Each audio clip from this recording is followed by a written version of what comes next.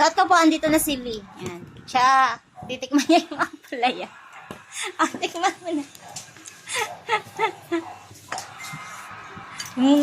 Totoong ano. After 48 years, naluto ang aking ampalaya. Yan. Sinunod ko po yung mga sinabi nyo ha, na ibabad sa tubig, na may asin, tapos, wag masyadong magsasalita habang nagluluto. Kaso yung pagtakip dun sa ampalaya, natakpan ko eh. Kaya good luck talaga sa lasa.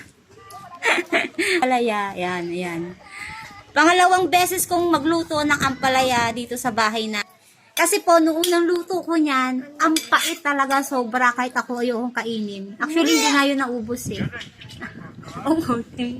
Salipot. Ang ulam niya po, mangga. So, ayan. Thank you, Ate Jan, sa mangga. Sabi mo, ano sasabi kay Ate Jan? Tita Jan. So, ito po, andito na si Lee. Yan. Siya, titikman niya yung ampalaya. Tikman mo na. Totoong ano ah. Ba? Totoo. Mabait ah. We! Kataga! Yes, sir. Ikaw, Justin. Bili na! Yung totoo! Tikman mo! Hindi naman ako nakain nito. Mabait ah. We! Election. Pwede na? Pwede na mag-asawa? Charot. Yan po ang aming ulam today, ampalaya. Diba? Unang ano ko po niyan, unang tawag dito, unang luto ko niyan, napakapait. Sobra.